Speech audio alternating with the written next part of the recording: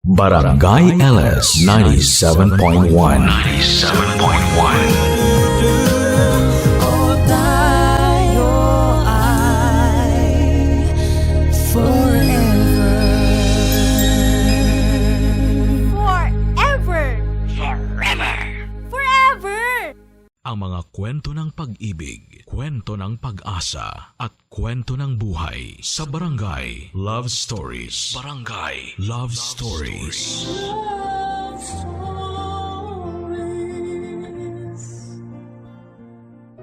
Dear Papa Dudut, magandang araw po sa inyo. Ako po si Grace, 42 years old at isa sa mga masusugid ninyong tagapakinig.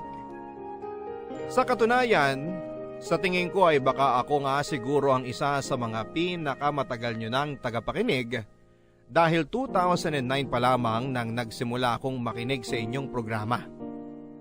At halos araw-araw ko kayong napapakinggan ng walang mintis. Ang naging trabaho ko kasi sa loob ng 2 dekada ay ang mag-manage ng paupahang dormitoryo ng aking pamilya. Kung may mga taong buryong-buryo na sa trabaho nila, siguro ay subukan nila ang naging trabaho ko. At tiyak na matagal na ang 1 linggo na mamamalagi sila sa ganoong klase ng trabaho.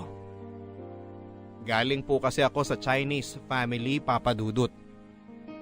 75% Chinese blood ako. At ang aking pamilya ay yung tipikal na tradisyonal at conservative na Chinese family. Panggitna ako sa 3 magkakapatid at ang panganay at ang bunso namin ay parehong lalaki. At dahil nga sa kasarian ko, ay bata pa lamang ako ay ramdam ko na mas lamang sa akin ang mga kapatid kong lalaki. At sila ang paborito. Mas malaya nilang nagagawa ang kahit na anong gustong gawin nila. Samantalang ako ay kailangang ipagpaalam ang lahat ng aking magiging desisyon sa aking ama. Nung ako ay mag-college na, ay ang gusto ko sanang kursong kunin ay fine arts. Pero hindi ako pinayagan ng aming ama. Lahat kaming magkakapatid ay inobliga ng aming mga magulang na kumuha ng kursong nakahilera sa pagnenegosyo. Kaya naman napilitan akong kumuha ng business management. Hindi ko na rin ipinaglaban ang gusto ko, Papa Dudut. Dahil alam ko rin naman na walang pupuntahan yon. At ang masusunod naman palagi sa huli ay ang kagustuhan ng aming mga magulang. Pagka-graduate ay inassign ang panganay namin na humawak ng negosyo sa probinsya. At ako naman ang na-assign na mag-manage ng aming dormitoryo. Ang bunso lang namin ang nakapagtayo ng sarili niyang negosyo dahil nai-assign na sa amin ng kuya ko ang 2 negosyo ng pamilya.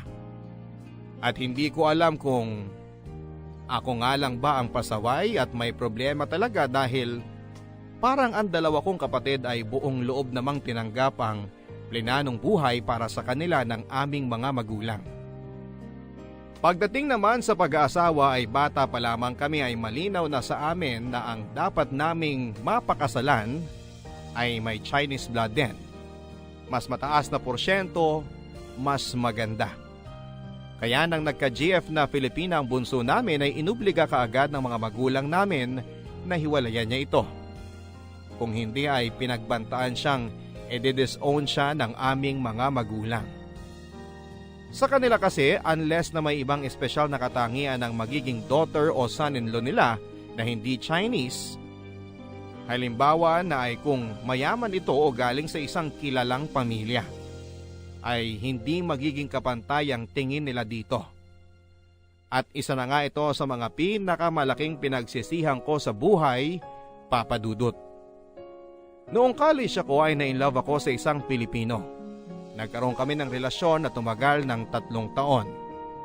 Pero inilihim ko ito sa aking pamilya. Siya ang aking true love, Papa Dudut. Pero napilitan ako makipaghiwalay sa kanya. Matapos ang 2 taon dahil alam kong darating sa punto na papipiliin din ako ng aking mga magulang. Ang sundin ng puso ko o ang itakwil nila at tanggalan ng mana. Love, ano ba kasing problema? Bakit iyak ka ng iyak? Lawrence, may sasabihin ako sa'yo. Kinakabahan naman ako sa'yo eh. Ano yun? Lawrence, sa tingin ko, mas makakabuti kung huwag na nating ituloy itong relasyon natin. Ano? Bakit? Anong problema? Lawrence, ilang buwan na lang gagraduate na tayo ng college. Tatapak na tayo sa totoong mundo. Magiging seryoso na ang lahat. Anong ibig mong sabihin? Seryoso naman ako sa'yo ah. Totoo naman ang nararamdaman natin sa isa't isa. Lawrence, hindi ko alam kung hanggang kailan ko kayang itago sa aking pamilya. So ayun na naman pala. Bakit kasi hindi na lang natin sabihin sa kanila? Lawrence, hindi ka Chinese. Hindi ka nila matatanggap. Di magtanan tayo. Ito na nga ang perfect time, Grace. Gagraduate na tayo, magkakatrabaho. Hindi na natin kailangan umasa sa mga magulang. Magiging hawak na natin ang buhay natin. Lawrence, hindi yun ganun kadali sa pamilya namin. Itatakwil ako ng mga magulang ko at habang buhay ko yung dadalhin. Grace, please. Wala na bang ibang paraan? Huwag mo naman akong gantuhin. Huwag mo naman parusahan ang sarili mo. Nagmamahalan tayo. Hindi kita mahal, Lawrence. Ano? Hindi kita mahal. No. Sinasabi mo lang yan para pumayag ako na makipaghiwalay sa'yo. Nagsasabi ako na totoo. Hindi na kita mahal. Hindi. Hindi ako naniniwala. Tingnan mo ako sa mga mata at sabihin mo sa akin na hindi mo ako mahal. Hindi na kita mahal, Lawrence. Yun ang narealize ko. Dahil kung mahal kita, hindi ba dapat kaya kitang ipaglaban sa mga magulang ko? Sa kanilang lahat? Pero hindi eh. Hindi. Okay. I'm sorry, Lawrence. Grace, alam mo naman siguro na mahal kita, di ba? Ikamamatay ko ang mawala ka.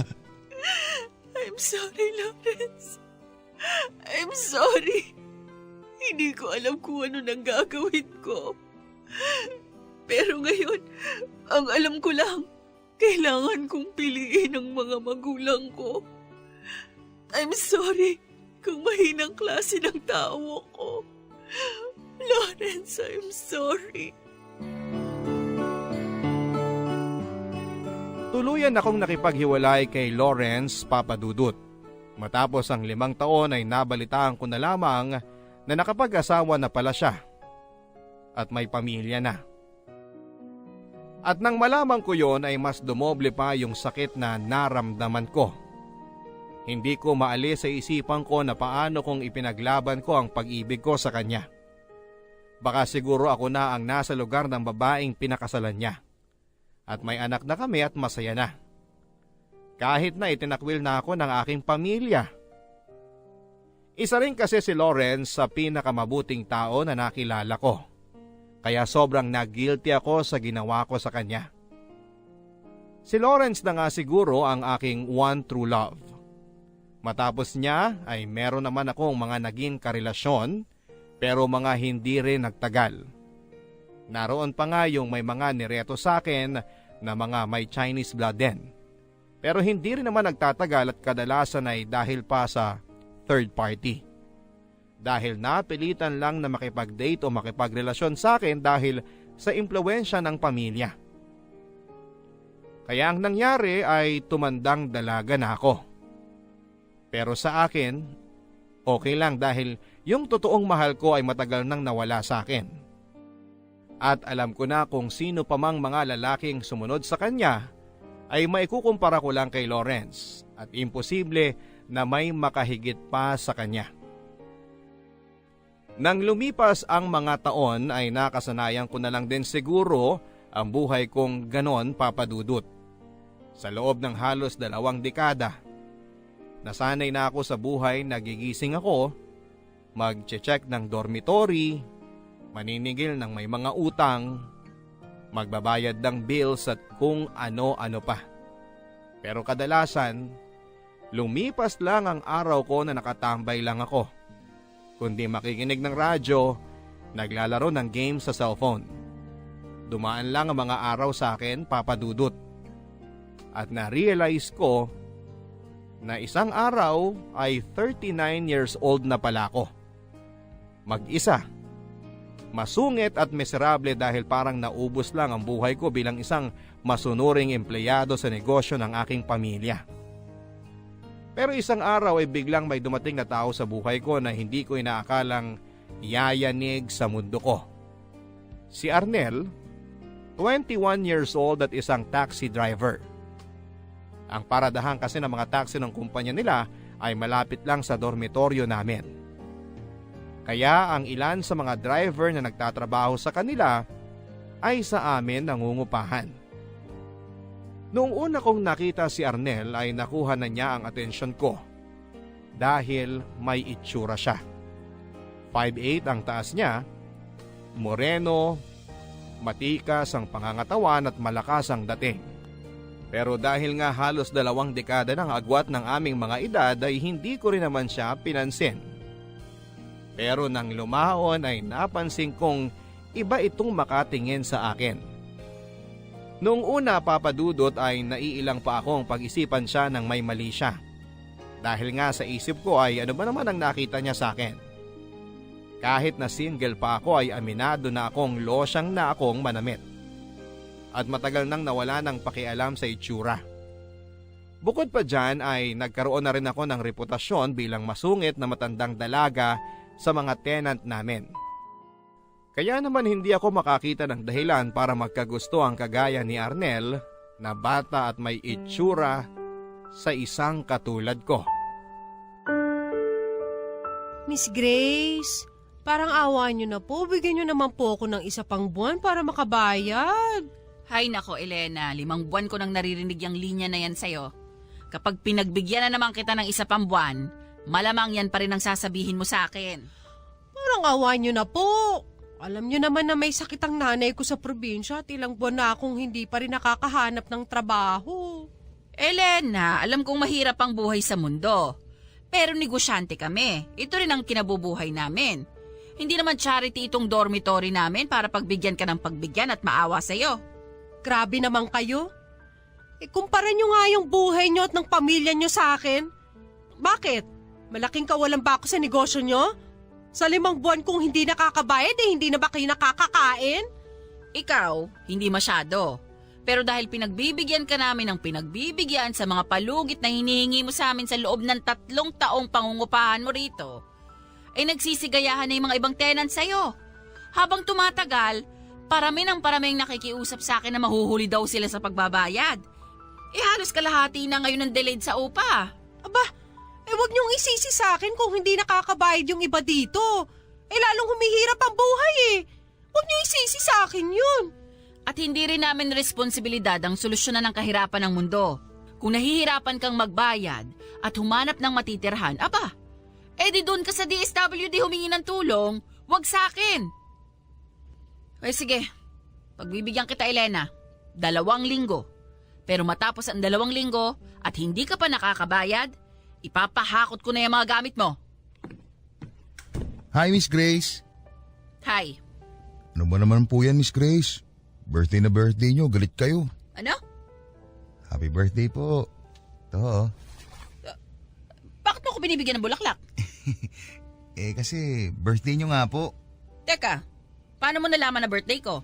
Kasi kanina nakita ko may nag-deliver sa inyo ng birthday cake. Salamat dito sa bulaklak, pero hindi ko birthday.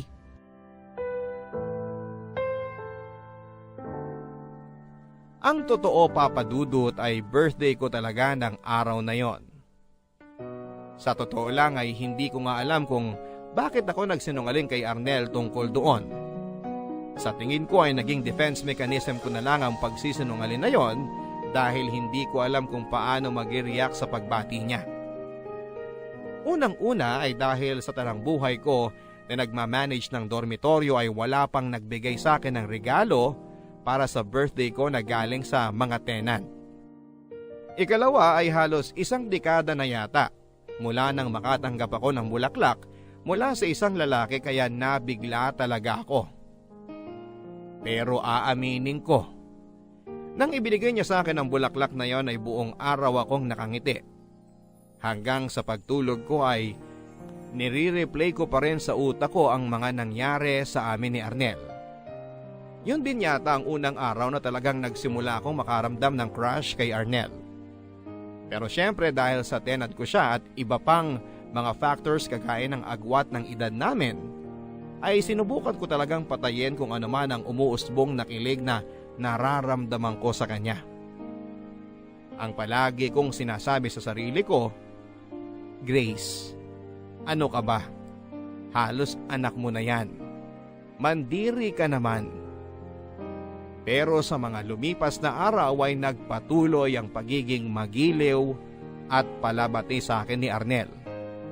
Hindi siya napapagod kahit na paulit-ulit kong sinusuklian ng pasinghal ang mga pagbati niya sa akin. Ang nangyari tuloy ay parang ako na yung napagod at unti-unti ko na ngang naramdaman na nagbubukas na ang puso ko para sa kanya. Nagsimula na akong lumambot kay Arnel at unti-unting sunuklian na rin ang pagbati ng mga good morning o good evening niya. Napunta na yon sa small talk at pakikipag-interaksyon sa kanya.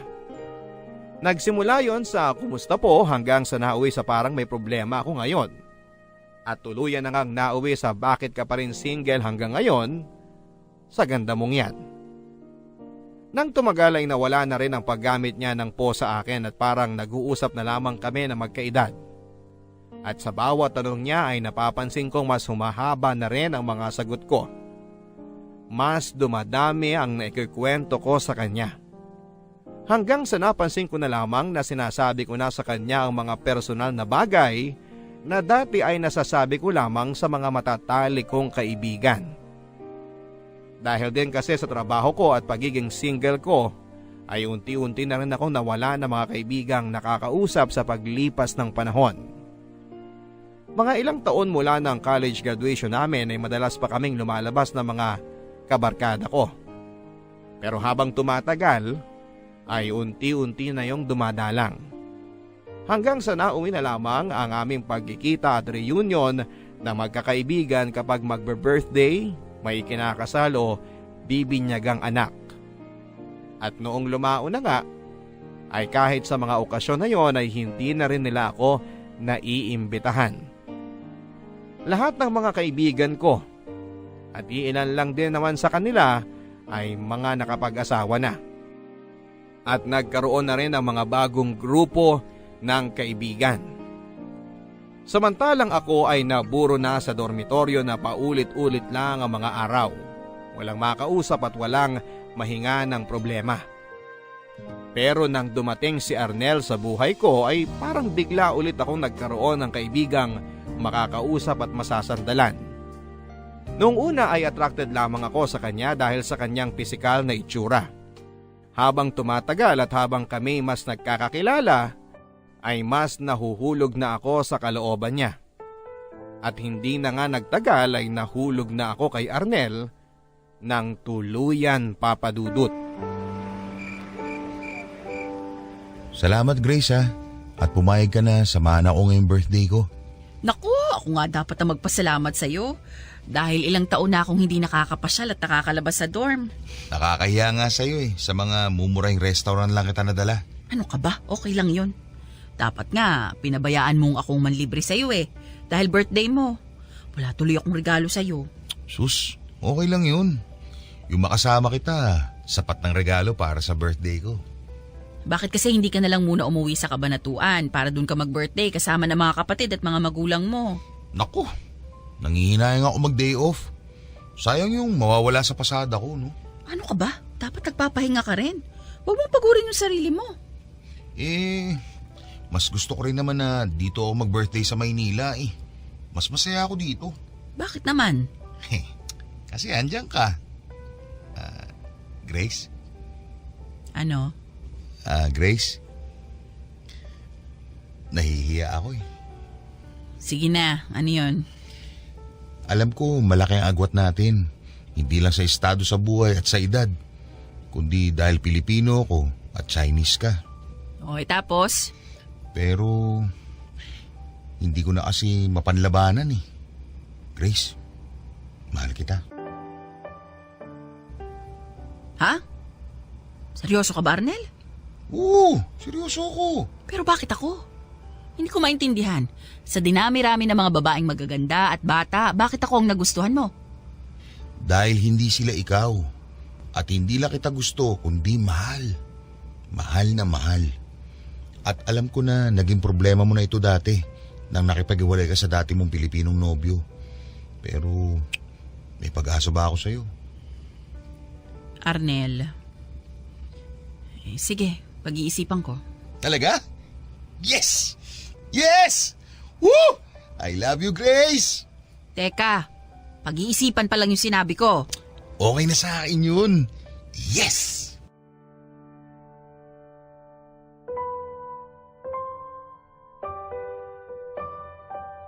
Matapos ang isang linggo mula nang nagtapat sa akin si Arnel ay sinagot ko na rin siya.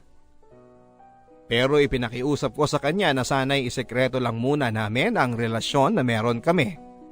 Lalo na sa aking mga magulang. Naging maingat kami sa pagtatago. Lalo pat napakaraming mga tsismoso at tsismosa sa dormitoryo.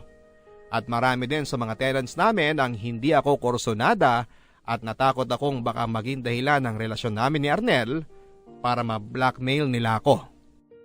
Ang palabas namin sa kanila ay magkaibigan lamang kami. Para akong nasa langit sa mga linggo na sumunod na maging kami ni Arnel. At bigla ulit ako nagkaroon ng motibasyon upang mag-ayos at magpaganda.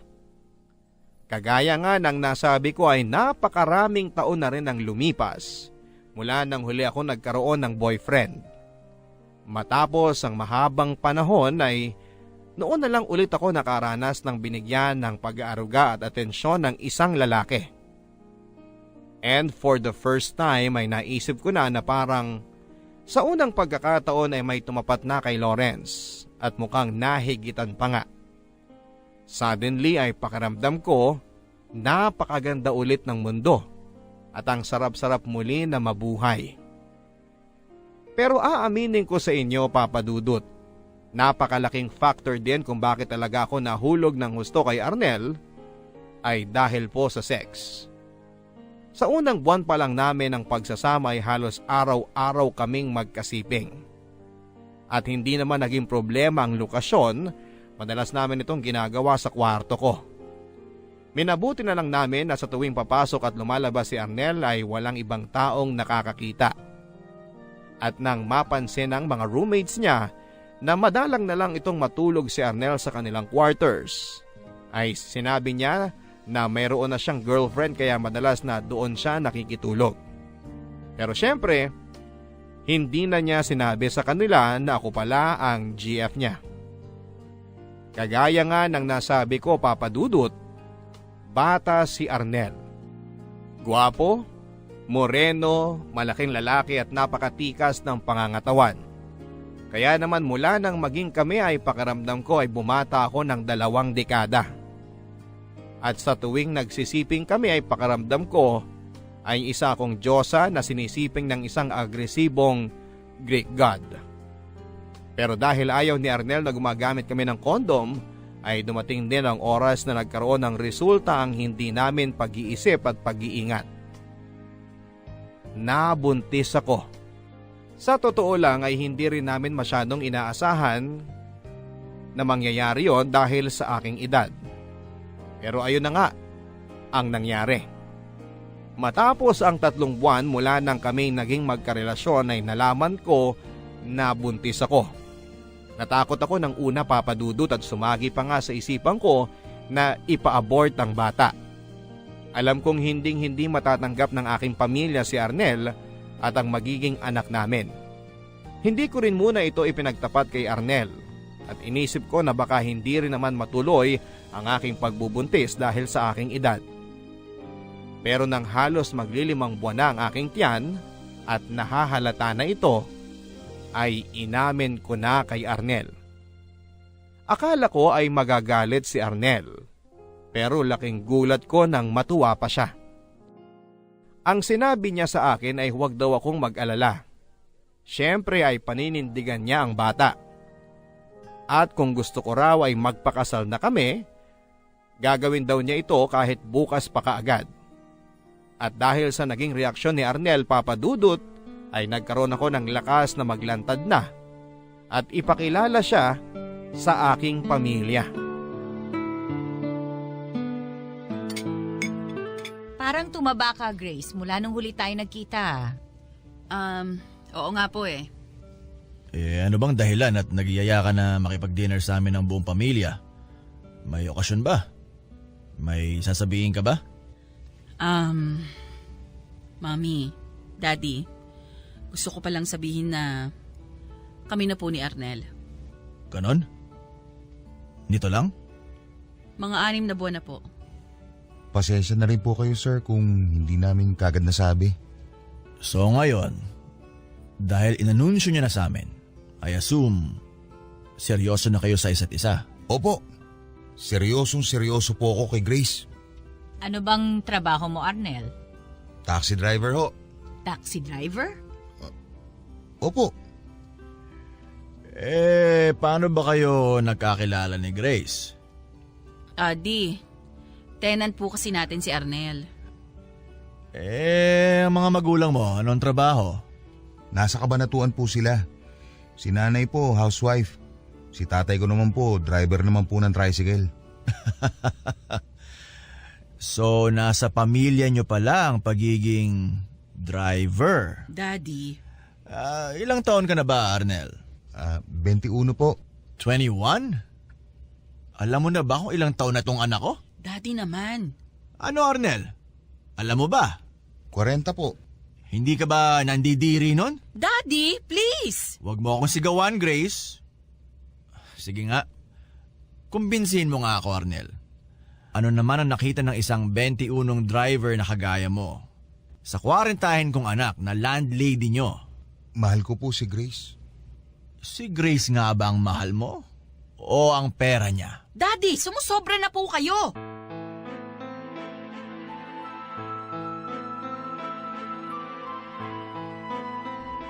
Ano? Ulitin mo nga yung sinabi mo? Sorry po. Sinisigaw-sigawan mo na ako ngayon? Yan ba ang impluensya sa'yo ng squatter na to? Hindi po squatter si Arnel. May trabaho siyang marangal. Mabuti siyang tao. Grace, okay ka lang? Grace, dinudugo ka. Buntis ka! Dali natin si Grace sa ospital.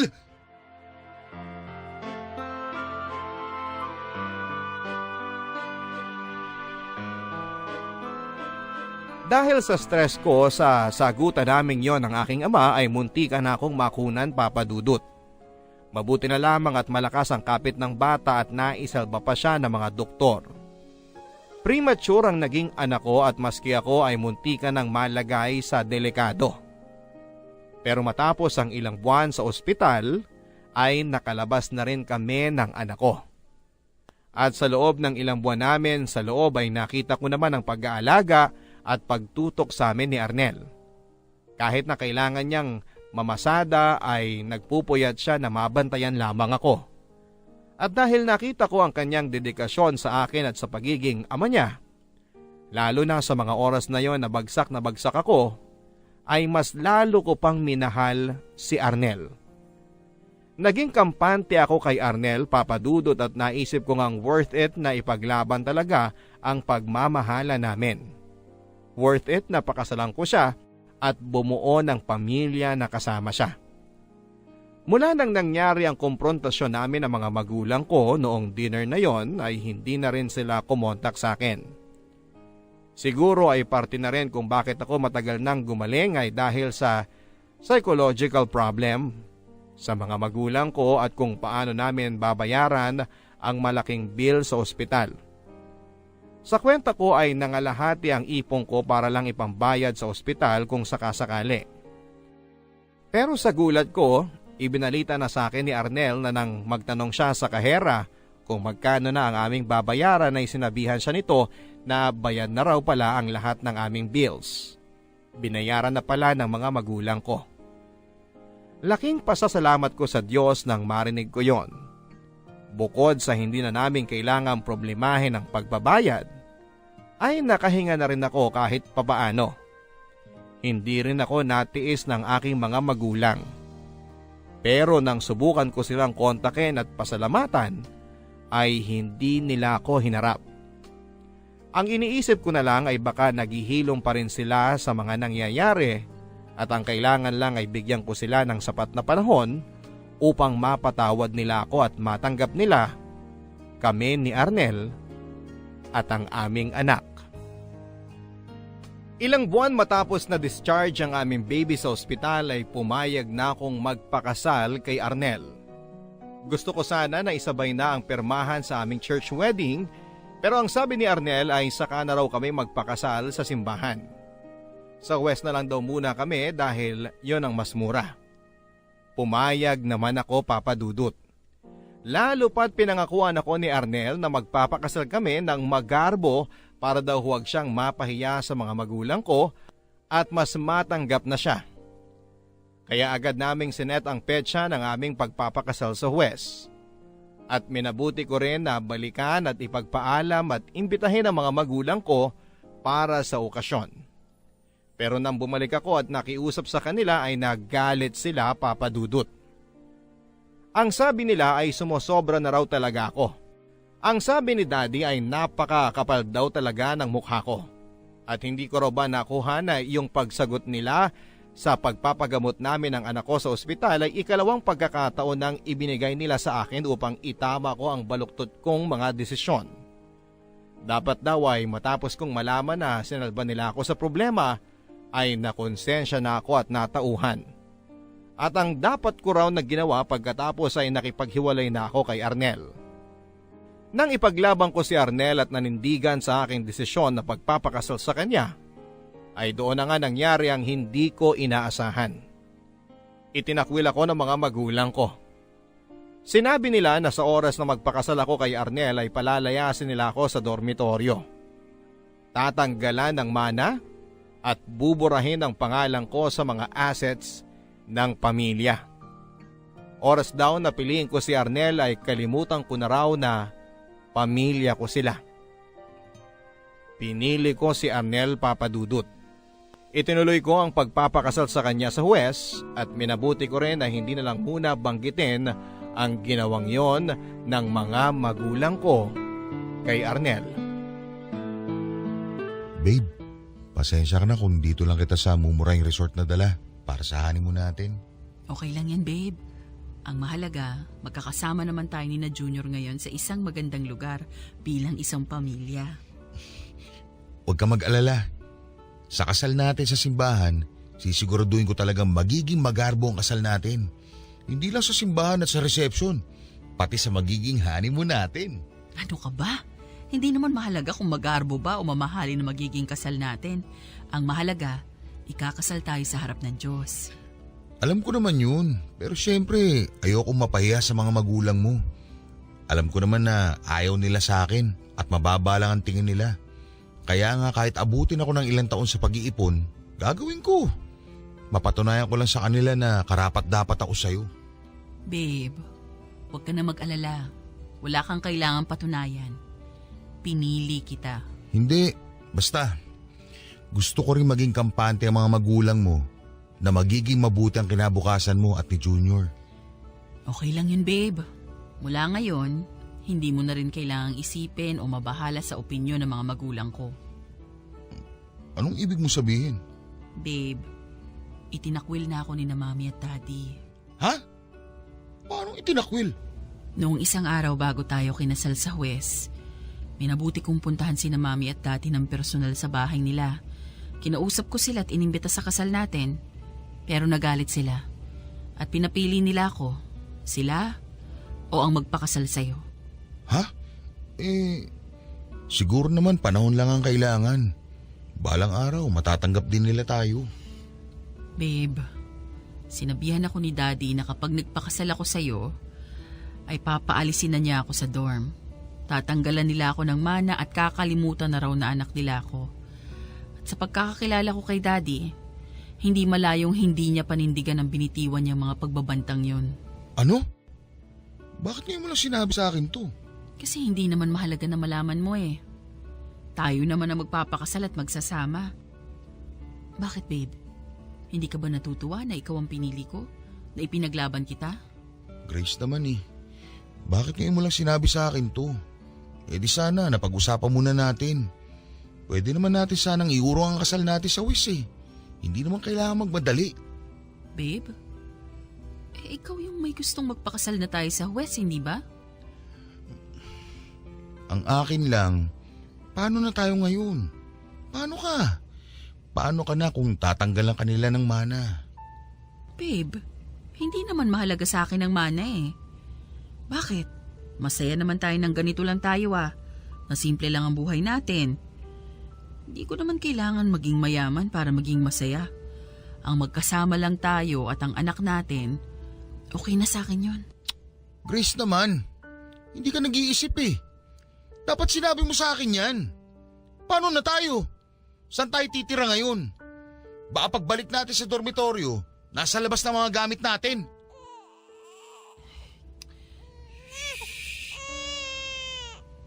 Huwag ka mag-alala babe, may naipon naman ako eh. Kung sakaling totohanin nga ni Daddy yung pagtatakwil niya sa akin, may ipon naman ako. Lumipat tayo ng ibang bahay. Bakit? Hanggang saan ba aabot yung ipon mo? Paano yan? Mawawalan ka ng trabaho. Itong anak natin, sakitin. Di ka nag-iisip eh. 40 ka na. Ano pang tatanggap na kumpanya sa'yo? Sorry babe, huwag kang mag-alala. Hahanap naman ako ng trabaho. Gagawan ko ng paraan, makakaraos tayo.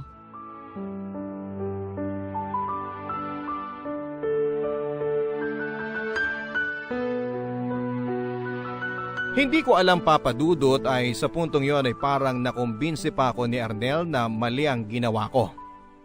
Naisip ko na napaka-irresponsable kong ang tao para hindi muna pag-isipan ng isang napakalaking desisyon sa buhay na maaaring magkaroon ng malaking epekto sa aking kinabukasan at ng magiging anak ko. Naisip ko na mabuting tao si Arnel at ang iniisip niya lang ay ang kapakanan ko. Ang nirarason ko sa sarili ko ay maaaring iniisip lamang ni Arnel na maaaring pwedeng mangyaring mga bagay na masama at hindi inaasahan sa mundo. Sa kanya, sa akin at sa anak namin. Kaya mas makakabuti na hindi basta-bastang mag-burn ng bridges sa mga kamag-anak o sa mga tao. Dahil hindi mo alam sa hinaharap kung sino ang babalikan mo upang kailanganin ng tulong. Pero matapos kong ipagtapat sa kanya ang nangyaring iyon ay unti-unti na ring napansin ko ang pagbabago kay Arnel. Hindi na siya kagaya ng dati na sweet at mapag-aruga. Unti-unti na siyang naging malamig at walang pakialam sa akin. Napapadalas din ang pag-OT niya sa trabaho at paglalasing kasama ng mga driver sa dormitoryo namin. At hindi mo na halos maasahan na mag-alaga o magbantay ng bata. Mga 1 buwan matapos naming ikasal ni Arnel sa Huwes ay nalaman ko na lamang 1 beses na sinubukan kong mag-withdraw sa bangko na naka-freeze na pala ang bank accounts at credit cards ko. Agad ko nang naisip na ito na nga, pinanindigan na ni Daddy ang banta niya sa akin. Na itatakwil niya ako at tatanggalan ng mana. At nang puntahan ko sila sa bahay ay hindi nila ako hinarap. Ang security guard na lamang ang humarap sa akin. Inabot ang huling sweldo ko at sinabihan ako na bibigyan na lang daw ako ng 2 linggo upang bakantehin ang kwarto ko sa dormitoryo. Dahil may papalit na raw sa akin bilang manager. Para akong binoljak ng tadhana. At pagka-uwi ko sa dormitoryo, ay sakalang nag-sink in sa akin ang katotohanan, ang lahat ng mga nangyari. Wala na akong mga magulang, wala na akong trabaho, at wala na akong matitirhan. Kahit na takot ako ay agad ko ring sinabi yon kay Arnel. At iyon ang first time na nakita ko siyang naggalit ng husto at nagwala. Kumalma lamang siya nang sabihin kong may nahanap na akong lilipatan namin. Nakapag-down na at nabayaran na ang ilang buwang renta. Sinabi ko yon sa kanya kahit na hindi naman totoo at hindi pa nga ako nakakapag-ikot para maghanap ng malilipatan namin. Isang araw mula sa buong araw na paghahanap ng trabaho ay dinatnan ko ang anak namin na umiiyak at walang nagbabantay. Matapos kong patulugin si Junior ay bumaba na ako at nakita ko na wala pa ring humpay ang pakikipag-inuman ni Arnel sa mga kasamahan niyang driver. Padispedida niya raw kasi ito. Pero sa pagbaba kong yon para awatin na siya sa pag-iinom ay tiyempong narinig ko naman ang pinag-uusapan nilang mga lasing niyang kainuman. Yon ang nakakuha ng aking atensyon kaya pinakinggan ko muna sila. Yan na pala mo, Arnel. Nagpakasal ka kasi agad na hindi pa naman nakakasiguro sa kahihinatnan mo. Walang ya. Believe na sana kami sa iyo, tol eh. Oo nga. Akala namin, planado mo na lahat. Ang tagal ng investment mo dyan kay Manang. At hulog sa iyo yung matandang dalaga. Mahal kita, Yun Arnel. pala, mauuwi rin lang sa wala. Oo nga, biruin mo. Kung ano-ano pa yung pinlano nitong Arnel na to. Nabibili niya mga kotse raw at oras raw na makapasok siya dun sa pamilya ni Manang. Yung palang ending, mas magiging mahirap pa siya sa daga. Tama na! Napipikon na ako ha! Okay lang yan, tol. Mukhang kahit naman ganyan kinahantungan mo eh.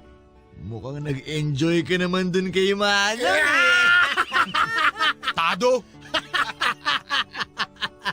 Oh, ganyan mga trip niyan eh. Mga single mother. Oo nga. Kahit anong trentahin pa lang yun. Ay, oo nga no. Dati nang mukhang matrona at single mother yun eh. Partida wala pa nga na. Mukha na single mother. Nung nandito pa nga si Elena, inaaswang niya rin ng tingin yun eh. Oo nga. Si Elena pwede rin yun ha. At saka nasa 30 lang yun, di ba? Ay, oo. Lumalandi rin sa'yo yun, tol eh. Kaso, si Manang kasi yung may pera. Kaya siyempre, dun siya. Oo. Mali. Dating may pera. Ay, paano ba yan, tol? Paninindigan mo ba yan? Ewan ko nga eh. Lecheng buhay to. Kung aabutin ka nga naman talaga ng malas. Okay lang yan, tol. Bata ka pa naman eh. Marami ka bang oras? Malay mo, magbago yung isip ng mga magulang yan. Tanggapin kayo ulit. Paano kung hindi? Di, kumuha na lang siya ng kabit na sugar mommy. O kaya pare, yung nanay na lang ni Manang. Pwede. Ako bang pinag-uusapan ninyo? Sorry, madam. Sorry, madam. Nagkakasayahan lang ho rito. Kainuman lang ho ng konti. Arnel, makit ka na. Pamilyado ka na at may anak. Pinapaalala ko lang. At kayo, magsibalik na rin kayo sa kwarto nyo. Nakakabulaho kayo. Ang sasama pa ng mga lumalabas dyan sa bibig nyo. Teka nga muna. Hoy, Miss Grace. Pinapaalala ko sa'yo na sa Makalawa. Hindi na ikaw manager namin dito ah. Kaya wala kang karapatan na sitahin kami. Gagawin namin kung anong gusto naming gawin. Wasak na wasak sa kalasingan noon si Arnel, Papa Dudut. Halos kargahin ko pa siya para maiakyat ko lang sa kwarto namin. Pero dahil din doon ay nakakuha ko ng dahilan para maging in denial sa mga narinig ko. Ang sabi ko sa sarili ko, maaaring talagang madudumi lang ang isip at masasamang tao lang ang mga kainuman niyang driver. Kaya kung ano-ano ang mga lumalabas sa mga bibig nila ng gabing yon. Kinumbinsi ko ang sarili ko na lasing lang kasi si Arnel kaya hindi niya pinabulaanan ng mga pinapalabas nilang ginagamit niya lang ako. Nalasing lang siya kaya hindi niya ako naipagtanggol. Matapos ng 2 araw ay lumipat na kami ng tirahan ni Arnel. Nakahanap ako ng isang maliit na kwarto na medyo malapit lang din sa amin.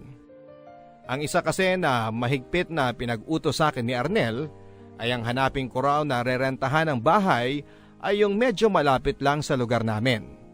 Dahil ayaw niya raw na lumayo pa sa paradahan ng taxi. Ako naman ay nakakuha din ng trabaho bilang isang work from home na English tutor. Wala kasi akong napag-iiwanan sa bibi namin. Kaya hindi ako pwedeng lumayo at kumuha ng trabaho sa isang opisina. Pero dahil din sa pagbili ko ng computer at pagpapakabit ng internet ay malaki-laki ang nabawa sa aking ipon. At kahit noong sumisweldo na ako ay nababawasan pa rin ang ipon ko dahil kumukuha pa rin ako doon dahil sagot ko lahat ng gastos. Maski ang pagpapatingin sa anak namin sa ospital. At habang tumatagal ay mas lalong nagbubuhay binata si Arnel. Ni panggatas ng anak niya ay hindi niya mabili. Ni isang kusing ay wala siyang maintrega sa akin. Lahat ng mga sinesweldo niya sa pagtataksi ay napupunta lamang sa sarili niya at ipinapadala sa mga kamag-anak niya sa probinsya. Ang palagi niya sa aking sinasabi, mas kailangan daw ng pamilya niya ang pera kesa sa amin dahil may trabaho naman ako. At nang sinabi ko sa kanya na kami na ng anak niya ngayon ang una niyang pamilya at dapat na priority niya ay naggalit pa siya sa akin. Binaligtad pa ako at sinabi kong kaya ko raw na maging masamang anak sa mga magulang ko, siya raw ay hindi. Minsan ay gustong-gusto ko nang bumitiw sa relasyon namin, Papa Dudut. At minsan nga ay naiisip ko na tama nga ang mga magulang ko. Dapat ay hindi ako nagtiwala kay Arnel na ang tanga-tanga ko. Pero bukod sa mahal ko talaga si Arnel, ay pinapalakas na lang ako ng pride at kahihiyan. Dahil matapos ng lahat ng sinakripisyo ko para sa relasyon namin ni Arnel, ay hindi ako pwedeng basta-basta mag-give up at panoorin na mapunta lang ang kasal namin sa wala. Ngunit isang araw ay napansin kong may pagbabago kay Arnel. Mas napapadalas na ang hindi niya pag-uwi ng bahay at parang mas nagiging conscious na ito sa itsura niya. Palagi na siyang bumibili ng bagong damit at nagpapapogi. At doon ako kinutuban na meron itong pinopormahan. Ang una kong hinala ay ang college student na nakatira sa katabing kwarto lang namin ang pinopormahan ni Arnel.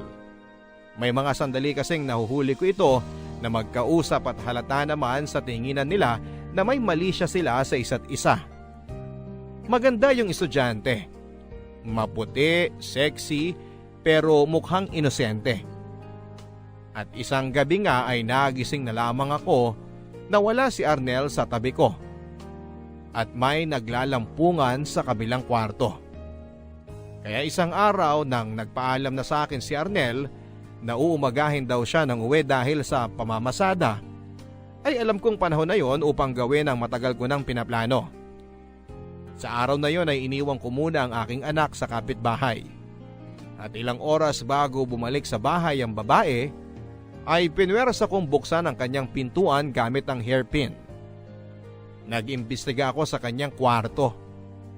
Naghanap ng pruwebang makukuha ko. Pero maya-maya ay nakarinig na ako ng kaluskos at may nagbukas ng pintuan. Kaya madali akong nagtago sa ilalim ng kanyang kama.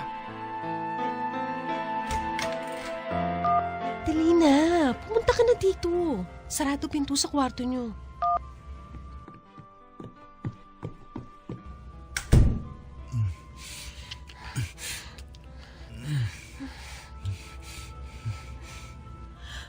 Kuya Arnel naman eh. Teka lang, mag-shower muna tayo. Okay lang yan, dali na. Kanina pa ako nagpipigil eh. Shhh! Huwag ka maingay. Baka mahuli tayo sa kabila. Kasi naman, Kuya Arnel kailan mo pa kasi hiwalayin yung asawa mo? Malapit na, tumatiming lang ako. Oh, bakit na naman? Nakakainis ka kasi. Ano na naman ang problema mo? Sabi ko nga sa'yo, hindi ba? Hihiwalayan ko naman siya eh. Naghahanap lang ako ng tiyempo para hindi siya masyado magwala. Hindi lang yun. Ano na naman? Wala. Naisip ko lang. Di ba? Sabi mo, hindi mo naman talaga siya gusto noon. Na ang habol mo lang sa kanya yung pera niya. Tapos napasubo ka lang. Oo, tama lahat yan. Teka, nagsiselos ka no? Babe naman, huwag ka na magselos. Sige na nga, aamin na ako. Naghahanap kasi ako na malilipatan nating kwarto na medyo malayo-layo dito. Tapos pag okay na yun, at pag nakalipat ka na dun, saka ko na siya ihiwalayan. OMG talaga, babe! Oh, ano na naman problema, babe? Paano kung gawin mo rin sa akin yan?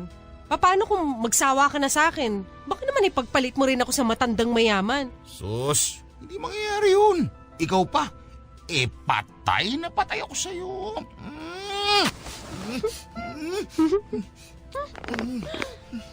Ay! Mga hayop kayo! Grace, bakit nandyan ka? Anong ginagawa mo dito?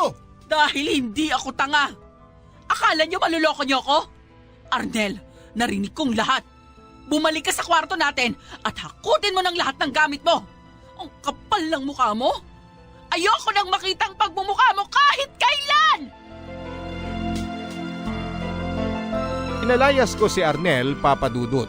Akala ko'y wala nang ibabagsak pa ang mundo ko, pero nang nahuli ko mismo ang pagtataksil sa akin ni Arnel at narinig mismo sa sarili niyang mga bibig ang ginagamit niya lang ako, ay pakaramdam ko ay gumuho na ng tuluyan ang mundo ko. At kahit na gusto ko nang mabaliw ng mga panahon na yon ay pinanlabanan ko. Pinipilit kong labanan ang kalungkutan at galit na lumalamon sa akin dahil may anak na ako. At alam kong kapag bumigay ako, ay tiyak na mapapahamak at magiging kalunos-lunos ang kahihinatnan ng anak ko. Isang buwan matapos kong pinalaya si Arnel sa poder ko, ay muli kong nilaksan ang aking loob. Bumalik ako sa bahay ng mga magulang ko para humingi ng tawad. At para magmakaawa na tanggapin nila ako. Alam kong hindi magiging madali pero handa akong magpakumbaba at lunukin ang lahat ng mga bibitawan nilang masakit na salita. Inisip ko na kapag pumunta ako doon na dala ang anak ko, ang apo ng mga magulang ko ay baka lumambot sila kahit papaano. Napatawarin nila ako at muling tanggapin. Pero nagkamali ako.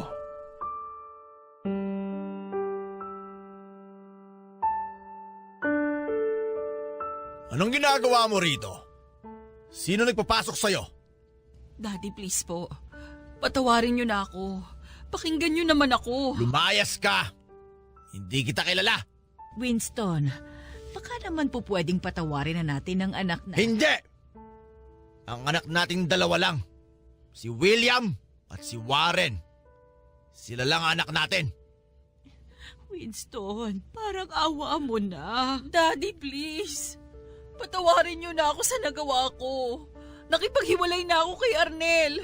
Ito tignan niyo tong apo ninyo. Wala akong pakialam kung nakipaghiwalay ka na sa driver na yon. Binigyan ka na namin ng pagkakataon noon. Pero sinayang mo. Hindi ka nakinig. Sinuway mo kami. Daddy, parang awa niyo na. Para man lang sa apo ninyo. Wala akong pakialam sa halimaw na batang yan. Hindi ko yan kikilalanin bilang miyembro ng angkan natin. At matagal ko na rin kinalimutan na may anak akong babae. Winston, please, parang awa mo na. Huwag ka namang ganyan kay Grace. Tumahimik ka! Matuto kang lumugar, Karina. Ako ang padre de pamilya. Ako ang nagdidesisyon sa bahay na ito. At kapag sinabi kong hindi natin siya anak, kailangan sumunod ka! Daddy, parang awa niyo na. Bigyan niyo na ako ng isa pang pagkakataon. Kaya lang naman lumalapit yan dahil kailangan niya ng pera natin eh. Dahil nakaranas na ng hirap sa buhay. O ngayon, panindigan mo yung desisyon mo. Wala kang kwentang anak. Kahit noon pa man, mahinang klase ka na. Ano pa po ba ang gusto ninyo, Daddy? Buong buhay ko, kayo lang ang sinunod ko. Kung sino po pwede kong maging boyfriend, kung ano ang kurso kong kukunin, kung ano ang magiging trabaho ko. Buong buhay ko, kontrolado nyo na ang buhay ko. Aba, talaga sumasagot ka pa ha?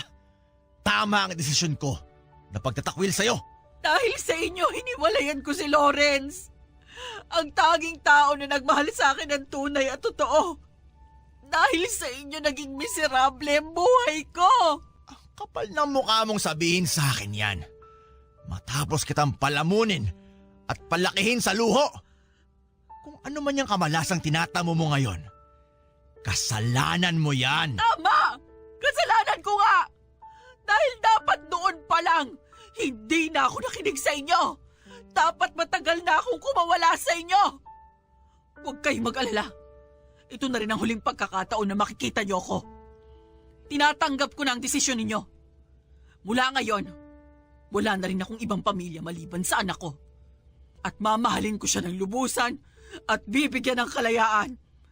At hindi ko siya itatrato na parang tao-tauhan na kagaya ng pagtrato niyo sa akin sa loob ng 40 taon.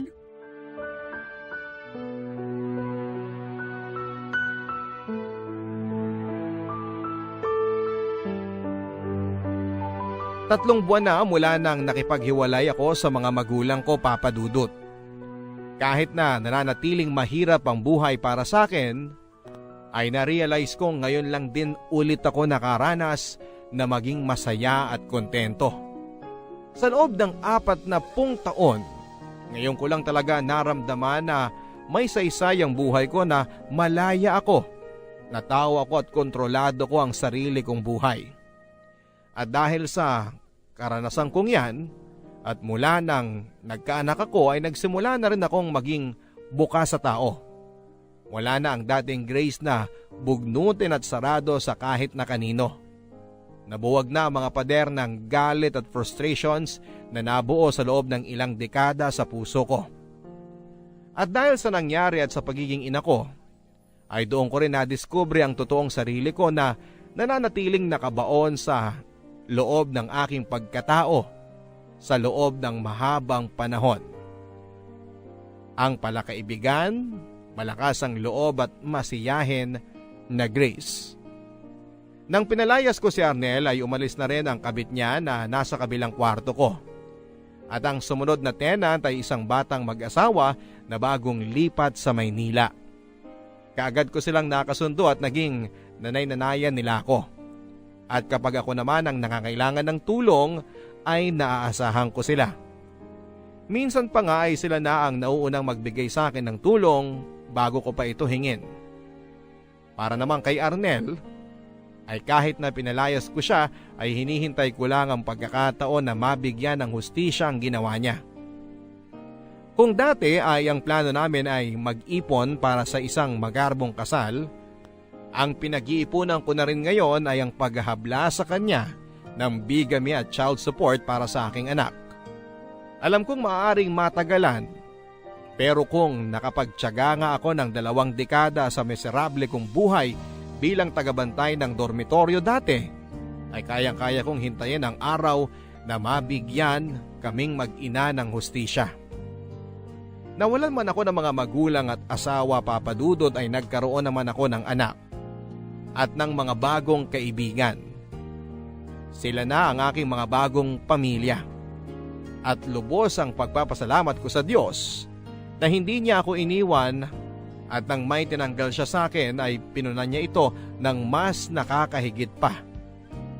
Ang inyo pong kapuso at loyal na tagapakinig forever, Grace. Barangay LS 97.1